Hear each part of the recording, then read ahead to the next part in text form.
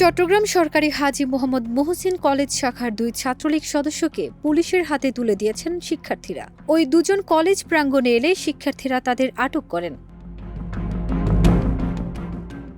জানা যায় তারা হলেন মহসিন কলেজের ডিগ্রি পাস কোর্সের 3য় বর্ষের শিক্ষার্থী তানজিল হাসান ও একই বর্ষের ইসরাত জাহান। 21 নভেম্বর দুপুরে পুলিশ তাদের আটক করে চকবাজার থানায় নিয়ে যায়। পুলিশের হাতে তুলে দেওয়ার বিষয়টি নিশ্চিত করেছেন মহসিন কলেজ শাখার প্রধান সমন্বয়ক এজিএম বাপ্পি। এজিএম বাপ্পি বলেন, তানজিল হাসান ছাত্রলীগের কলেজ শাখার যুগ্ম সম্পাদক ও ইসরাত জাহান ছাত্রলীগের নেত্রী ছিলেন। তারা দুজনই আন্দোলনের বিপক্ষে অবস্থান নিয়েছিলেন। ওই দুজন আজ কলেজে এসেছিলেন। পরে শিক্ষার্থীরা তাদের আটক করে আমাকে ফোন করেন। তারপর তাদের পুলিশের হাতে তুলে দেওয়া হয়। কাউকে মারধর করা হয়নি।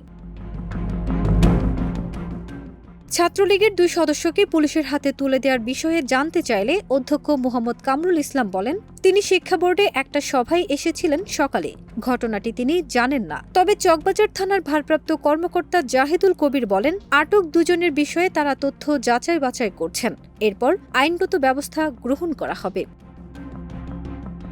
ফারজানা নিকিতা, দেশ রূপান্তর।